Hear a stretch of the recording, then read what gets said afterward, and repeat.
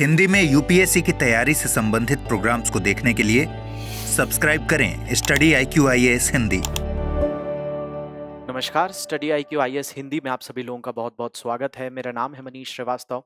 रोजाना आपको Indian express का ये डेली एनालिसिस मिलता है, लेकिन कुछ टेक्निकल इशू के कारण आज का लाइव सेशन नहीं हो पाया था। तो इसकी जगह हम आपको रिकॉर्डेड फॉर्म में ये लेक्चर मिलेगा, बट सेम डे का जो न्यूज़पेपर है उसको मैंने कवर किया हुआ है। तो देखेंगे आज के न्यूज़पेपर में कौन कौन से महत्वपूर्ण आर्टिकल्स आए हुए हैं। आज की तारीख है 14 दिसंबर। बहुत सारी महत्वपूर्ण चीज़ें आपको आज के सेशन में पता चलेंगी। तो चलिए बिना देरी किए शुरुआत करते हैं।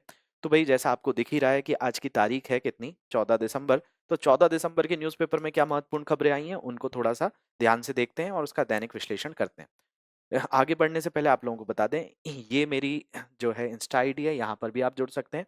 बाकी इस लेक्चर की PDF आपको टेलीग्राम ग्रुप से आसानी से मिल जाएगी, तो इस टेलीग्राम ग्रुप पर आप सारे लोग जो हैं जुड़ जाएंगे। चलिए तो देखते हैं सबसे पहला आर्टिकल क्या आया हुआ है। सबसे पहले आर्टिकल को देखा जाए तो यहाँ दिया है दिसंबर 13 एनिवर्सरी बिग ब्रीच। देखिए 2001 में हमारी संसद के ऊपर आक्रमण हुआ था, एक अटैक हुआ था, और वो भी तारीख क्या थी, 13 दिसंबर। और अभी 2023 में ये वापस से एक सिक्योरिटी ब्रीच हुई है। हालांकि 2001 में जो घटना हुई थी उसमें भारतीय लोग नहीं थे, उसमें कई लश्करे तैयबा की बात करें, जैश ए मोहम्मद की बात करें, ऐसे आतंकी संगठन से जुड़े हुए कई आतंकी इसके अंतर्गत शामिल थे। लेकिन इनकी जो पुष्टि की गई है ये वैसे आतंकी नहीं है, कुछ बेरोजगारी का मुद्दा था और एक तरीके से सरकार के अगेंस्ट प्रोटेस्ट करने का भी मामला ऐसा नजर आया है। तो ये दोनों ही चीजें अलग थी, लेकिन कुल मिलाकर यहाँ पर क्या हुआ है, तो सिक्योरिटी ब्रीच हुई है। सिक्योरिटी ब्रीच का मतलब सुरक्षा के साथ यहाँ पर खिलवाड़ हुए हैं। तो आज हम इसी मामले को समझने वाले हैं कि क्या हुआ है एग्जैक्टली, और किस तरीके से हम इसका आकलन करें कि भाई एग्जैक्टली किसी पार्लियामेंट में अभी हमारी जो नई संसद है, क्या उसमें सुरक्षा की दृष्टि से क्या इस तरीके से कोई भी प्रवेश कर सकता है, क्या उसके नॉर्म्स होते हैं, उनको भी हम समझने का प्रयास करेंगे। तो बहुत ही अलग आर्टिकल है, थोड़ा सा देखते हैं। तो यहाँ पर अगर हम बात करें तो 4 लोगों को अरेस्ट कर लिया गया है जो इंट्रूजन में, इसमें 6 लोग इन्वॉल्व थे और इसमें 4 को अरेस्ट भी कर दिया गया है, जैसा मैंने आपको बताया। दूसरी अगर हम बात करें तो यहाँ पर एक और चीज मिलेगी कि 2 men jumps from visitors gallery in Lok Sabha. तो लोकसभा का सत्र चल रहा था, क्योंकि अभी शीतकालीन सत्र है। जैसे भारत के संसद के अंतर्गत 3 सत्रों का प्रावधान देखने मिलता है। सबसे पहला सत्र होता है जो बजट सत्र होता है, जिसमें बजट पेश किया जाता है। फिर मॉनसून सत्र होता है और तीसरा शीतकालीन सत्र होता है। तो अभी शीतकालीन सत्र चल रहा है और शीतकालीन सत्र के दौरान ही 2 युवक जो थे वो पार्लियामेंट में घुस गए, यानी आपकी लोकसभा में प्रवेश कर गए। तो ये वहीं से मुद्दा आया। तो ये आपकी जो 13 तारीख बहुत ही महत्वपूर्ण रहा है हमारे इतिहास में, जब अटल बिहारी वाजपेयी जी हमारे प्रधानमंत्री हुआ करते थे, लाल कृष्ण आडवाणी जी उस समय पार्लियामेंट पे ही थे, जब पार्लियामेंट पे अटैक हुआ था, बहुत सारे लोगों की ने इसमें जान भी गंवाई थी। अभी भी हाल ही में देखा जाए तो अभी आप एक मुद्दा सुनते रहते हैं, खालिस्तान का मुद्दा। खालिस्तान के मुद्दे की बात करें तो खालिस्तान में का मुद्दा अभी बहुत सारे भारत के संबंधों को बिगाड़ रहा है, और इसमें SFJ के प्रमुख की बड़ी भूमिका है। SFJ यानी सिख फॉर जस्टिस, और सिख फॉर जस्टिस की बात करें तो इसी के प्रमुख गुरपतवंत सिंह पन्नून की बात कर रहे हैं हम। गुरपतवंत सिंह पन्नून की भी बात करें तो इसने भी अभी धमकी दी थी कि हम क्या करेंगे, तो संसद पर आक्रमण करेंगे, संसद पर अटैक करेंगे। ये कई वीडियोस जारी करता है, उसमें इस तरीके की बातचीत करता है। तो यहाँ पर एक और ये चीज थी कि अभी कहा गया था कि हम संसद पर हमला भी करेंगे। दूसरी बात, इसके अलावा यहाँ पर जो सुरक्षा की दृष्टि से देखा जाए तो हमारी संसद में जो सुरक्षा की जिम्मेदारी है वो होती है पैरामिलिट्री फोर्स की। इसमें दिल्ली पुलिस का भी स्पेशल सेल काम करता है, और ये अभी हाई अलर्ट पे था, क्योंकि जब पन्नून ने धमकी दी तो इसको हाई अलर्ट पे रख दिया गया था। तो हाई अलर्ट पर होने के बावजूद भी ये कैसे प्रवेश कर गए, इस पर भी थोड़ा सा आकलन करेंगे। क्या कोई व्यक्ति, आम व्यक्ति संसद में प्रवेश कर सकता है, क्या संसद के सत्र को जुड़ सकता है, तो जुड़ सकता है, ऐसा प्रावधान है। उसके लिए आवेदन करना पड़ता है, उसमें जो बैकग्राउंड वेरिफिकेशन है वो सारी चीजें होती हैं। इसमें दिल्ली पुलिस की जांच से गुजरना होता है, इसमें जूतों की जांच होती है, कपड़ों की जांच होती है, मेटल डिटेक्टर्स लगे होते हैं, उसके बावजूद भी ये चीज हुई है। तो इसी पर सवाल उठाया जा रहा है कि भाई यहाँ एक बहुत बड़ा सिक्योरिटी ब्रीच है, यहाँ पर सुरक्षा के साथ खिलवाड़ किया गया है। थोड़ा सा पीछे से आकलन करें, जैसा मैंने आपको बताया कि 2001 में भी इस तरह का आक्रमण हुआ था, उसमें अफजल गुरु को फांसी भी दी गई थी। तो संसद हमले की ही बरसी पर सुरक्षा फिर धराशायी हुई है। तो संसद हमले की 22वीं बरसी पर सुरक्षा में बड़ी चूक का मामला जो है यहाँ पर सामने आया है। और लोकसभा में कार्यवाही के दौरान दो युवक विजिटर्स कहाँ प्रवेश कर गए, तो गैलरी में प्रवेश कर गए हैं। ये यहाँ पर सीधे तौर पर विजिटर्स गैलरी से नीचे कूद गए थे। तो ये विशेष तौर पर यहाँ पर घटना हुई है जो आपको यहाँ पर समझ में आ रही होगी।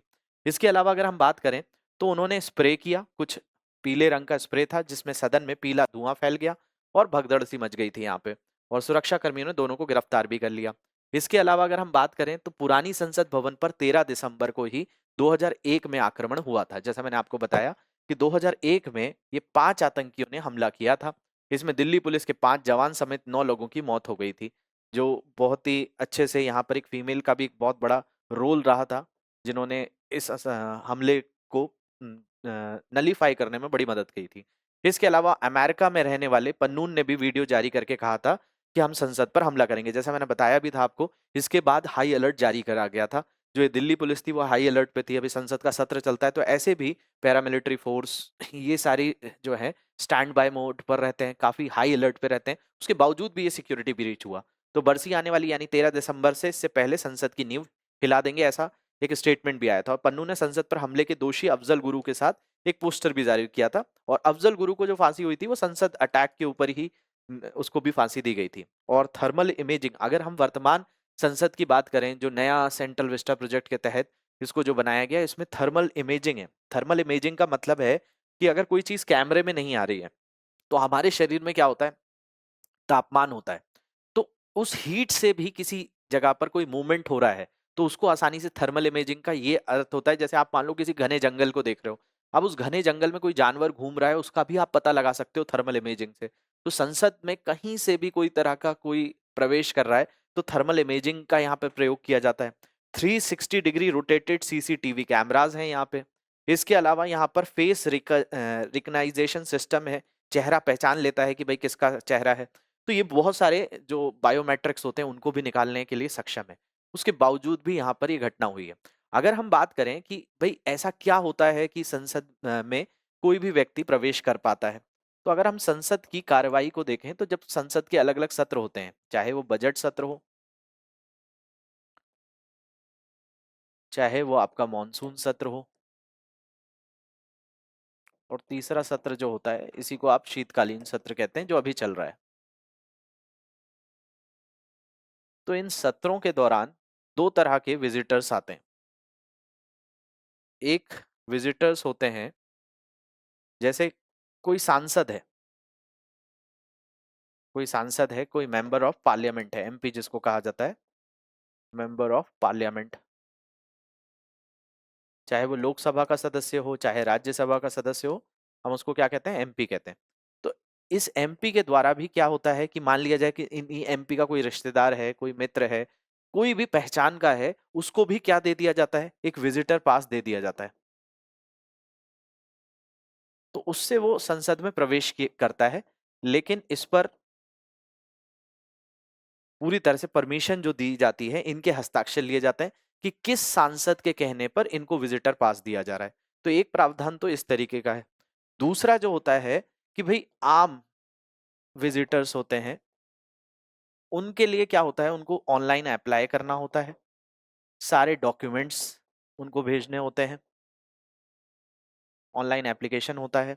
जैसे ही गेट पे प्रवेश करते हैं, जितने इलेक्ट्रॉनिक्स आइटम हैं उनको जमा करना पड़ता है दिल्ली पुलिस के पास। इसके बाद जैसे आप कभी मॉल वगैरह गए होंगे तो बैग चेक होता है, तो ऐसी कपड़ों की भी चेकिंग होती है, जूतों की भी चेकिंग होती है, और मेटल डिटेक्टर्स का भी यहाँ पे यूज किया जाता है। तो इस तरीके का पूरा सुरक्षा कवच होता है। मतलब कोई भी आम व्यक्ति संसद में नहीं प्रवेश कर जाएगा, उसको पूरी की पूरी एक प्रक्रिया के जरिए गुजरना होता है। उसके बावजूद भी यहाँ पे ये चीजें हुई हैं। तो ये थोड़ा सा सुरक्षा के साथ कहीं ना कहीं खिलवाड़ होता हुआ नजर आ रहा है। इसमें दिल्ली पुलिस की भी भूमिका पर अभी नजर डाली जाएगी, इन लोगों ने किस तरीके से प्लान किया है इसको, इस पर भी अभी जांच की जाएगी। अगर हम बात करें कि भाई संसद में एंट्री के लिए सिक्योरिटी प्रोटोकॉल क्या है, तो 2010 का एक मैनेजमेंट रूल चलता है जिसमें संसद की सुरक्षा संभालने वाली पार्लियामेंट्री सिक्योरिटी सर्विस के 2010 में जारी मैनुअल के मुताबिक ये पूरी कार्रवाई की जाती है। तो एक पूरा मैनुअल बना हुआ है, जैसा मैंने आपको बताया कि कोई आएगा तो उसके बैग को चेक किया जाएगा, उसके कपड़ों को चेक किया जाएगा, उसके जूतों को चेक किया जाएगा, मेटल डिटेक्टर का यूज किया जाएगा, जो मोबाइल फोन है उनको जमा करवा लिया जाएगा। ये पूरा का पूरा प्रावधान होता है। दूसरी अगर हम बात करें तो जो एंट्री पास मिलता है उसे अपनी लिस्ट से क्रॉस चेक करते हैं वहां पे लोग कि भाई आपको एक एंट्री पास मिला है। फिर वहां पर जो तैनात जवान होंगे वो क्या करेंगे, वेरीफाई करेंगे कि वही व्यक्ति है जिसने अप्लाई किया हुआ है, और इसमें नाम, परिचय पत्र, फोटो का मिलान किया जाता है। जब सारी चीजें मिल जाती हैं तभी अंदर प्रवेश किया जाता है। इसके अलावा अंदर जाने से पहले दर्शकों को सारे नियम बताए जाते हैं, उन्हें क्या करना है। इसमें नारे नहीं लगा सकते, पर्चे नहीं फेंक सकते, कोई अन्य आपत्तिजनक वस्तु फेंकने के लिए प्रयास करना, कूदना या प्रयास करना प्रतिबंधित है। तो ये सारी चीजें उनको पहले ही समझाई जाती हैं। लेकिन यहाँ पर कहीं ना कहीं सुरक्षा के साथ खिलवाड़ हुआ, तो इसमें भूमिका भी जांच कमेटी बैठा दी गई है। 1 बजे के आसपास ये घटना हुई थी। 2 बजे वापस से ओम बिरला जी ने जो है लोकसभा के सत्र को बुलाया और कहा कि चिंता का विषय है, दिल्ली पुलिस भी इसकी जांच कर रही है और इसमें 6 लोग इन्वॉल्व हैं, 4 लोगों को गिरफ्तार कर लिया गया है और इनके तहत, इसमें न्यूज़पेपर में भी आप पढ़ेंगे तो यूएपीए एक्ट के तहत इन पर कार्रवाई की जाएगी। तो यहाँ पर बेसिकली यूएपीए एक्ट की बात आ रही है। तो FIR to have UAPA sections, तो इनके ऊपर जो FIR जारी की गई है उसमें यूएपीए एक्ट का भी इस्तेमाल किया गया है। तो आई थिंक समझ में आया होगा कि ये संसद पर जो अटैक हुआ है उसके पीछे क्या आकलन है। तो बढ़ते हैं अगले आर्टिकल्स की तरफ। तो ये आर्टिकल आपको क्लियर हुआ होगा। अगले आर्टिकल से बढ़ने से पहले आप लोगों के लिए इन्फॉर्मेशन यही है कि SIP बैच में आप सारे स्टूडेंट्स एनरोल कर सकते हैं, अभी भी एनरोल कर सकते हैं। 9 दिसंबर का भले ये बैच है, इसमें आपकी 11 तारीख से क्लासेस शुरू हो गई हैं, तो 11, 12, 13 3 दिन की क्लासेस आपकी मिस हो गई हैं। आज भी आप ज्वाइन करेंगे तो 12 बजे की क्लास आपको रिकॉर्डेड फॉर्मेट में मिल जाएगी। तो बेसिकली ये लेक्चर जब मैं रिकॉर्ड कर रहा हूँ तो अभी 12 तो नहीं बजे हैं, लेकिन हो सकता है कि जब आपको ये लेक्चर मिले तो ये 12 के आसपास मिले, तो इसलिए मैं बता रहा हूँ कि आज की डेट का भी लेक्चर्स आप देख सकते हैं। बाकी टेस्ट आप जो है वो रोजाना दे सकते हैं, जो भी आपको क्लास में पढ़ाया गया है वो टेस्ट के लिए आप एलिजिबल होंगे। तो यहाँ पर आपको कोड यूज करना है मनीष लाइव, इसको यूज करके आप ये सेम कोर्स 7,499 में अवेल कर सकते हैं SIP हिंदी बैच के लिए। इसके अलावा बुक्स का पूरा सेट 4,999 में अवेलेबल है। इंडिविजुअल बुक्स भी खरीद सकते हैं, टेस्ट सीरीज भी खरीद सकते हैं, और 2025 के स्टूडेंट्स के लिए P2I बैचेज हैं, उन P2I बैचेज में भी हम एनरोल कर सकते हैं। कोई और भी इश्यूज आएंगे तो आप सोशल मीडिया हैंडल पे क्वेश्चन पूछेंगे। चलिए बढ़िया, बढ़ते हैं अगले आर्टिकल पर। अगला आर्टिकल जो जुड़ा हुआ है वो कॉप से जुड़ा हुआ है। For the first time nations strike deal to move away from fossil fuels. अब देखिए क्या हुआ, COP 28 की बैठक समाप्त हो गई है। ये हुई थी लगभग 30 नवंबर से शुरू, और 30 नवंबर से 12 दिसंबर तक पूरा आयोजन चला। और इसमें एक विशेष चीज पर सारे देशों का आपस में एक सामंजस्य हुआ है, जिसमें जीवाश्म ईंधन से जुड़ी हुई कई चीजों पर बातचीत हुई है। इसमें भारत, रूस और चीन, भारत की बात करें, रूस की बात करें, चीन की बात करें, ये देश इसमें शामिल नहीं हुए। इसमें बहुत सारे देशों ने आपस में एक तरीके से एक सामंजस्य बिठाया है, कुछ प्रोटोकॉल्स को साइन करने की बात करी है। तो उसी से जुड़ा हुआ यहाँ पर हम जो चर्चा कर रहे हैं अभी, उसी से जुड़ा हुआ है। तो उसके बारे में ही हम समझते हैं कि भाई ये क्या है। तो देखिए कॉप के बारे में आप लोगों को लगातार पता है कि ये कॉप की 28वीं बैठक थी। कॉप पहला कहाँ हुआ था, तो हमने पढ़ा था कि बर्लिन में हुआ था। और कॉप को कराने वाली जो संस्था है वो United nations framework convention on climate change है। अब यहाँ पे जो विशेष तौर पर चर्चा हुई है वो एक एक खास चीज के लिए हुआ है, जिसमें नवीकरणीय ऊर्जा पर बात करी जा रही है।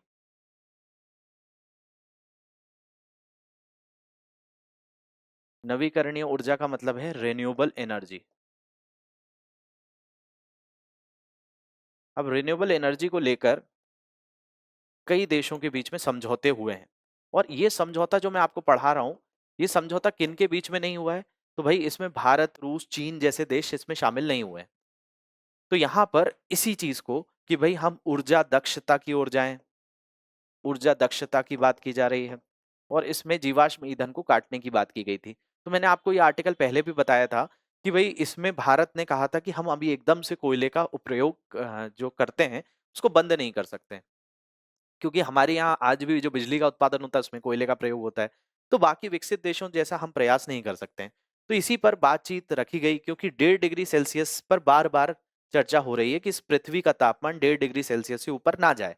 अगर इससे ऊपर चला गया तो हमारे कई जो द्वीप हैं, मॉरिशस जैसे, हवाई जैसे, लक्षद्वीप जैसे, ये डूब जाएंगे। तो इसलिए 1.5 डिग्री सेल्सियस पर बार बार जोर दिया गया। तो नवीकरणीय ऊर्जा का प्रयोग करके ऊर्जा दक्षता की ओर जाने के लिए प्रयास किए जाए। तो इसी को आधार पर हम एक प्रश्न आप लोगों के लिए है कि ये COP 28 के अंतर्गत हुआ क्या है एग्जैक्टली।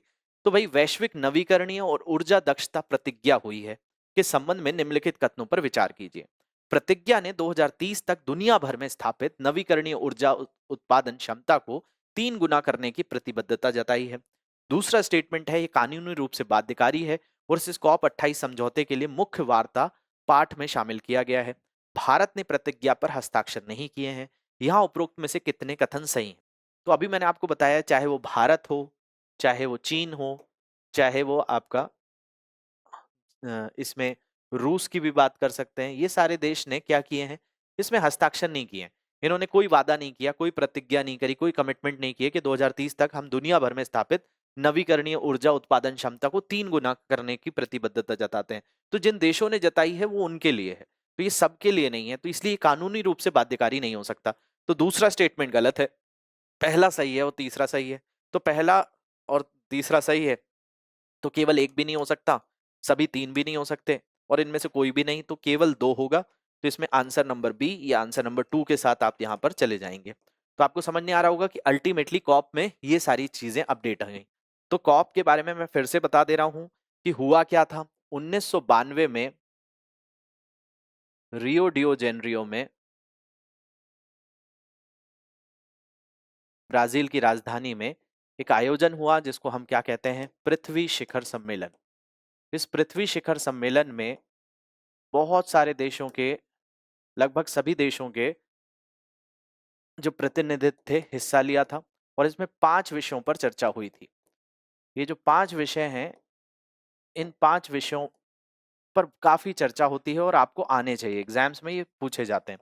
तो किन किन विषय पर चर्चा हुई? तो इसमें एक विषय था जलवायु परिवर्तन।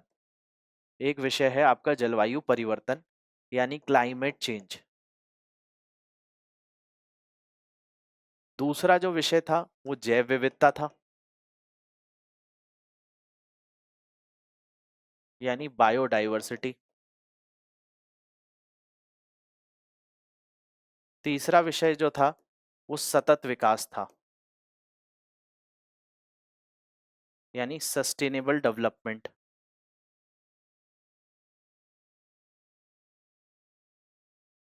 चौथा विषय जो था वो वन प्रबंधन था, और पांचवा विषय जो था वो मरुस्थलीकरण को रोकना था।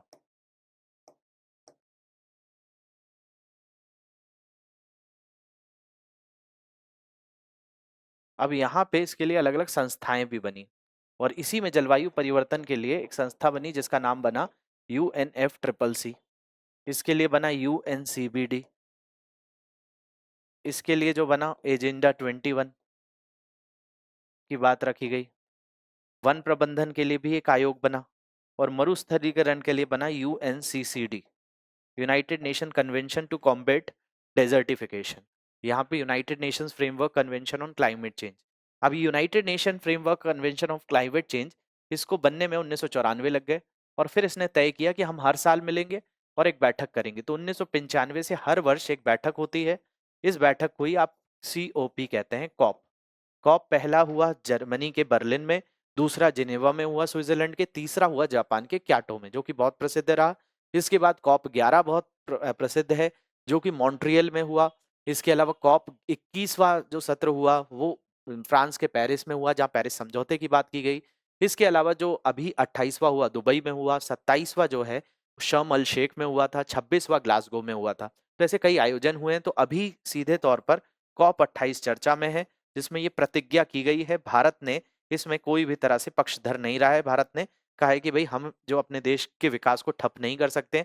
हमारे यहाँ भी ऊर्जा की पूरी तरह से ऐसी व्यवस्था नहीं कि आज भी हमारे भारत के हर कोने में 24 घंटे बिजली जाती है, तो हम इस तरह की व्यवस्थाओं को नहीं अपना सकते। तो ये चीज हुई है। चलिए, अगले आर्टिकल्स की तरफ बढ़ते हैं। अगला आर्टिकल एक बहुत ही महत्वपूर्ण आर्टिकल और है कि जिसमें बताया जा रहा है कि क्या हुआ है।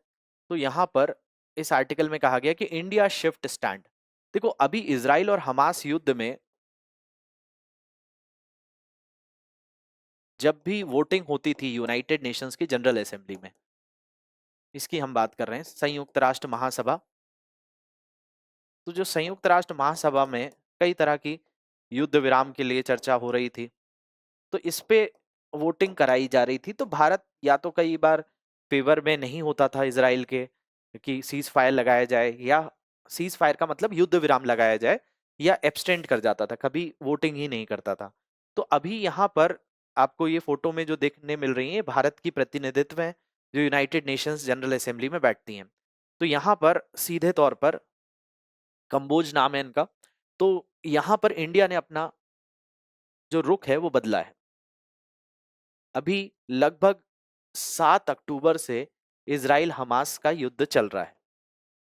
लगभग 24 नवंबर के आसपास युद्ध विराम लगा था, 1 दिसंबर तक 7 दिन के लिए। और इस युद्ध विराम को के बाद फिर से इजराइल ने युद्ध को और तेज कर दिया। तो अब यहाँ पर युद्ध विराम के लिए ही यूनाइटेड नेशन जनरल असेंबली में क्या करवाया गया, एक वोटिंग करवाई गई। अब इस वोटिंग के फेवर में इस बार इंडिया ने वोट किया कि युद्ध विराम लगाया जाए। अभी तक भारत इस पर कोई भी तरह से प्रतिक्रिया नहीं कर रहा था। तो इंडिया शिफ्ट स्टैंड, तो इंडिया का यहाँ पर स्टैंड शिफ्ट हुआ है बैक्स यूएनजीए यानी संयुक्त राष्ट्र महासभा का जो रेजोल्यूशन है इमीडिएट सीज फायर का, यानी आपका तत्काल रूप से क्या लगा दिया जाए, तो तत्काल रूप से यहाँ पर युद्ध विराम लगाया जाए, इस चीज पर लेकर चर्चा है। तो तत्काल तौर पर युद्ध विराम की बात की गई है किसमें, यूनाइटेड नेशन जनरल असेंबली में। तो इससे जुड़ा हुआ मुद्दा है, भारत का पक्ष यहाँ पर बदलता हुआ नजर आ रहा है। इसके अलावा अगली जो खबर है, स्मृति ईरानी ने मेंस्ट्रुअल लीव के लेकर एक बयान दिया, वो चर्चा में रहा। अभी संसद का जो सत्र चल रहा है, ये अभी वर्तमान में महिला एवं बाल विकास मंत्रालय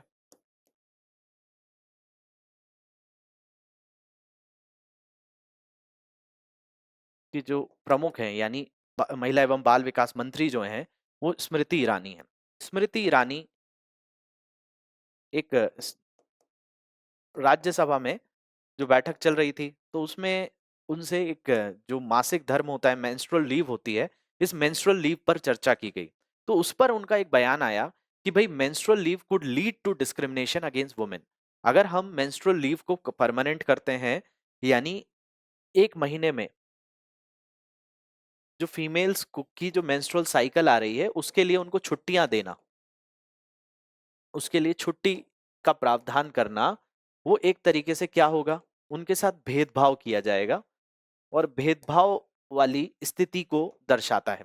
तो इनका यही स्टेटमेंट है कि menstrual leave could lead to discrimination against women. इसको अगर हम देते हैं तो इससे उनको फायदा कम मिलेगा, उनके साथ भेदभाव अधिक होगा। तो अब ये तो स्मृति ईरानी जी का स्टेटमेंट है। हम इस चीज का आकलन करें कि भाई ये कैसे होता है, किस तरीके से, इसके पीछे क्या कार्रवाई है, क्या प्रोसीजर है, तो थोड़ा सा समझने का प्रयास करते हैं। अगर हम बात करें मेंस्ट्रुअल लीव का, तो भाई अगर हम जापान का एग्जाम्पल लें, हम इंडोनेशिया का एग्जाम्पल लें, हम साउथ कोरिया का एग्जाम्पल लें, दक्षिण कोरिया की बात कर रहे हैं हम, यहाँ पे नॉर्थ कोरिया नहीं, साउथ कोरिया को ही लेना है यहाँ पे। तो साउथ कोरिया में भी अगर हम बात करते हैं, इसके अलावा यूएस की कई कंपनीज जो हैं, कनाडा की कई कंपनीज की बात करें, यूरोप में इटली, यूरोप के अंतर्गत अलग अलग देशों की अलग अलग पॉलिसी है, लेकिन जिन देशों की पॉलिसीज है मैं उनको बता रहा हूँ। इटली ने 3 दिन की मेंस्ट्रुअल लीव का प्रावधान रखा हुआ है।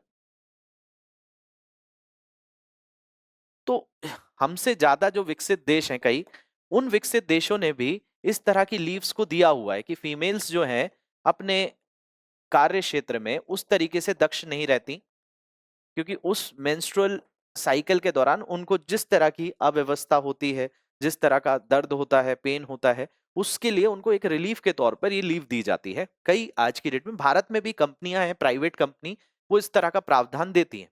कई मल्टीनेशनल कंपनीज हैं जो इस तरह का प्रावधान दे रही हैं। लेकिन ये स्टेटमेंट भारत की संसद से आना और भारत की महिला एवं बाल विकास मंत्री के तौर पे आना कि अगर हम इस तरह की छुट्टियों का प्रावधान करते हैं तो ये महिलाओं के साथ भेदभाव होगा, डिस्क्रिमिनेशन को बढ़ाएगा, तो ये कहीं से भी जायज स्टेटमेंट नहीं है। मतलब ये हो सकता है कि राजनीतिक सोच सबकी अलग-अलग हो सकती है, लेकिन महिलाओं को देखते हुए अगर हम वैश्विक पटल की बात करें, जापान जैसे देशों की बात करें, अलग से प्रावधान है और इससे फीमेल्स की प्रोडक्टिविटी बढ़ी है। जैसे छुट्टियों का जो प्रावधान हमेशा जहां देखा गया कि किसी से आप अगर 24 घंटे काम करा रहे हैं, 24 घंटे मतलब एक सप 2 दिन में आपने उससे 24 घंटे काम करा लिया, मतलब मान लिया जाए दोनों दिन 12-12 घंटे काम किया और वही 3 दिन में किसी से 24 घंटे काम किया गया, तो वो 3 दिन में जो काम हुआ है वो ज़्यादा होता है, मतलब उसकी उत्पादकता अधिक होती है। जब इंसान रिफ्रेश रहता है तो वो ज़्यादा काम कर पाता है। अब मान लिया जाए आपने पढ़ने का डिसाइड किया कि आप 13-13 घंटे पढ़ेंगे रोज़ाना। किसी ने सोचा कि नहीं हम तो सिर्फ 6 घंटे पढ़ेंगे। तो बेसिकली जो 13 घंटे पढ़ेगा वो ड्रेन हो जाएगा। तो उस ड्रेनिंग होने मतलब आपकी एनर्जी तो डाउन होगी। अब जब एनर्जी डाउन होगी तो आपके पास क्या होगा? आप सेकंड डे भी आपके पास उतना ही वर्क प्रेशर होगा। तो सेम चीज अगर जैसे आप प्रॉपर ब्रेक्स लेकर पढ़ते हो, रेस्ट लेके पढ़ते हो, तो आपकी उत्पादकता बढ़ जाती है, प्रोडक्टिविटी बढ़ जाती है। In the same case employees के साथ भी होता है। तो यही चीज फीमेल्स के साथ भी है कि अब धीरे धीरे जो वुमेन्स का पार्टिसिपेशन है इंडिया में भी, अब धीरे धीरे आप देख रहे हैं कि हर क्षेत्र में महिलाओं का जो कार्य क्षेत्र में वृद्धि होती जा रही है। तो वृद्धि होती जा रही है तो उनके अधिकारों की भी तो बात होगी। तो अब यहाँ पे उनका स्टेटमेंट थोड़ा सा आया था, मनोज झा जी ने इनसे स्टेटमेंट पूछा था कि सरकार क्या कर रही है। तो उनका कहना है कि भाई अगर महिलाओं को मेंस्ट्रुअल साइकिल जो है वो कोई एक ऐसी चीज नहीं है, जैसे उनका जो पक्ष था उनका कहना है कि हर फीमेल के साथ होता है, तो उसको एक तरीके से उनकी दिव्यांगता को नहीं बताइए कि मतलब उनके साथ कोई तरह की दिक्कत है। ये तो उनके जो है मासिक धर्म जो है, मेंस्ट्रुअल साइकिल जो है, वो एक अभिन्न अंग है, अभिन्न हिस्सा है उनके जीवन काल का। तो उसके लिए उनको छुट्टी दे देना हम उसको जायज नहीं समझते हैं। लेकिन थोड़ा सा स्मृति ईरानी जी को वैश्विक पटल पे, क्योंकि इतने बड़े मंत्रालय को संभालती हैं, तो यहाँ पर थोड़ी सी जिम्मेदारी के साथ इस स्टेटमेंट से बचना चाहिए था। क्योंकि मैंने बताया कई ऐसे विकसित देश हैं जो इस तरह का प्रावधान दे रहे हैं, यूरोप के देश दे रहे हैं जो विकसित देश हैं, तो हम भी हमारी फीमेल्स के लिए इतना तो कर ही सकते हैं और इन तरह के प्रावधान को लाया जा सकता है। प्राइवेट कंपनीज में ये काफी सक्सेसफुल मॉडल है और इससे वर्क प्रोडक्टिविटी कहीं पर भी हैम्पर नहीं हुई है, लोगों की उत्पादकता बढ़ी ही है, कम नहीं हुई है। तो ये खास चीज है जो मैंने आपको यहाँ पर एड्रेस करी है। चलिए अगले आर्टिकल की तरफ बढ़ते हैं। अगला आर्टिकल जो है कि भारत में अभी क्या चल रहा है, 12 से 14 दिसंबर के बीच में जीपीएआई चल रहा है। ये क्या है? तो global partnership for artificial intelligence, इसका मतलब है global partnership for artificial intelligence. इसकी बैठक कहाँ हो रही है? तो नई दिल्ली में हो रही है। नई दिल्ली में वहीं पे हो रही है जहां पर G20 की बैठक हुई थी। भारत मंडपम करके एक जगह बनाई गई थी प्रगति मैदान में, वहीं पर यह आयोजन हो रहा है। तो यहाँ पे क्या हुआ है, GPI members backs equitable AI access in New Delhi declaration. यानी यहाँ पर ये बात की गई कि जो एआई का प्रयोग है, कृत्रिम बुद्धिमत्ता का प्रयोग है, इस पर किसी एक विशेष व्यक्ति का हक नहीं होना चाहिए कि किसी एक विशेष देश इसका प्रयोग करे, दूसरी जगह दूसरे देशों में प्रयोग ना हो।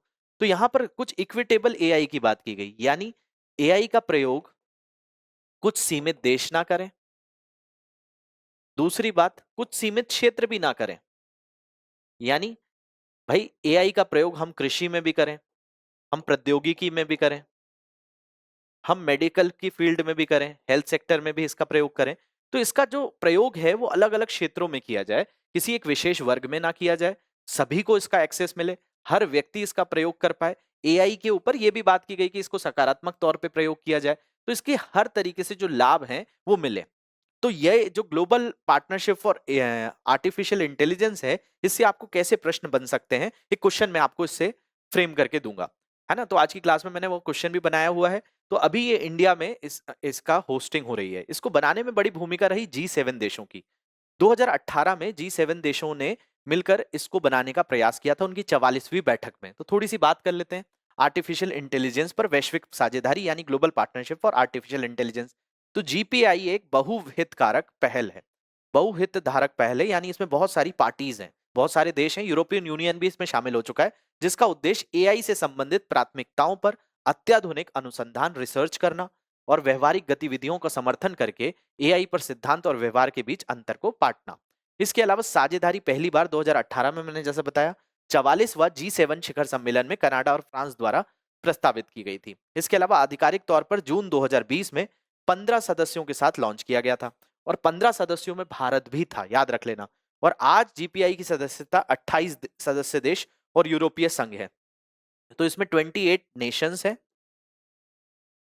और साथ में आपका यूरोपीय संघ मतलब यूरोपियन यूनियन भी इसमें शामिल है। तो यूरोपियन यूनियन के भी देश इसमें शामिल हो गए हैं और इसमें भारत संस्थापक सदस्यों में से एक है। इसके अलावा आर्थिक सहयोग और विकास संगठन ओईसीडी जीपीआई के शासी निकायों और गतिविधियों को समर्थन करने के लिए एक समर्पित सचिवालय की मेजबानी करता है और वर्तमान में भारत इसकी मेजबानी कर रहा है। कब से कब तक? तो 12 से 14 दिसंबर 2023 तक वार्षिक जीपीआई शिखर सम्मेलन की मेजबानी कर रहा है। तो ये याद रख लेना, अभी इंडिया ने global partnership for artificial intelligence को होस्ट किया है। इस पर ही आधारित एक क्वेश्चन है आप लोगों के लिए, इस क्वेश्चन को ध्यान से देखिए। इस क्वेश्चन में आपसे पूछा गया है कि आर्टिफिशियल इंटेलिजेंस पर वैश्विक साझेदारी यानी global partnership for artificial intelligence के बारे में निम्नलिखित कथनों पर विचार कीजिए। ये विश्व आर्थिक मंच यानी वर्ल्ड इकोनॉमिक फोरम की एक पहल है जिसका उद्देश्य अत्याधुनिक अनुसंधान और गतिविधियों का समर्थन करके एआई सिद्धांत और व्यवहार के बीच अंतर को पाटना है। इसे 2020 में भारत के साथ इसके संस्थापक सदस्यों में से एक के रूप में लॉन्च किया गया था। वर्ष 2023 के वार्षिक जीपीआई शिखर सम्मेलन का मेजबान है। तो भारत 2023 की मेजबानी कर रहा है, ये स्टेटमेंट सही है।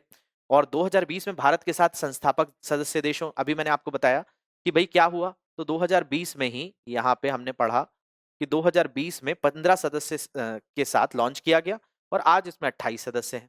लेकिन हमने ये पढ़ा कि जीपीआई ये क्या है? बहुहितधारक पहल है जिसका उद्देश्य जो है एआई से संबंधित प्राथमिकताओं पर अत्याधुनिक अनुसंधान और व्यवहार गतिविधियों का समर्थन करना है। तो यहाँ पर जो स्टेटमेंट दिया है इसमें दिया है कि विश्व आर्थिक मंच की एक पहल है।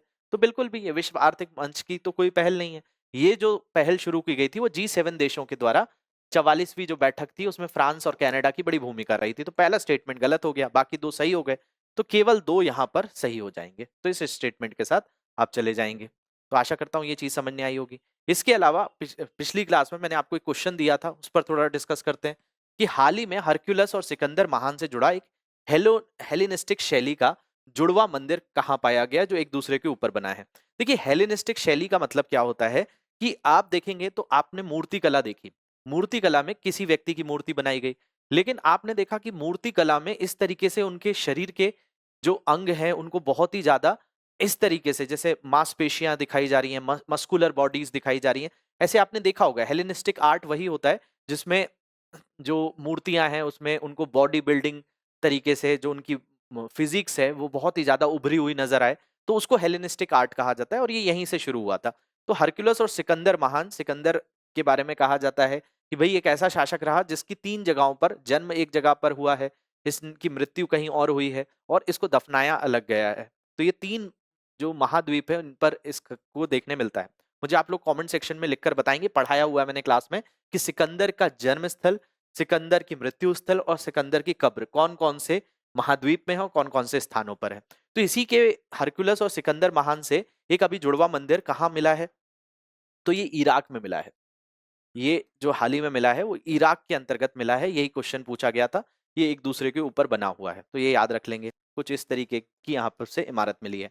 आज का जो प्रश्न है कि सैगा प्रजाति के संबंध में निम्नलिखित कथनों पर विचार कीजिए। ये मृग की एक प्रजाति है। ये आमतौर पर गुजरात के बन्नी ग्रासलैंड रिजर्व में पाया जाता है। ये IUCN की लाल सूची में एक गंभीर रूप से लुप्तप्राय प्रजाति है। उपरोक्त में से कितने कथन सही है? केवल एक, केवल दो, तीनों या कोई नहीं, ये आपको बताना है। तो आशा करता हूँ आप सारे लोग कमेंट में आंसर करेंगे। इसके अलावा SIP बैचेस चल रहे हैं, इसमें आप अभी भी एनरोल कर सकते हैं। इसकी फीस 7,499 है। इसमें जाकर आप एनरोल कर सकते हैं। ये मेरा कोड है मनीष लाइव, इसको यूज करेंगे तो मैक्सिमम डिस्काउंट मिल जाएगा। बाकी बुक्स अवेलेबल हैं, टेस्ट सीरीज अवेलेबल हैं, P2I बैचेस अवेलेबल हैं। आप किसी को भी एनरोल कर सकते हैं ऐप या वेबसाइट पर जाकर।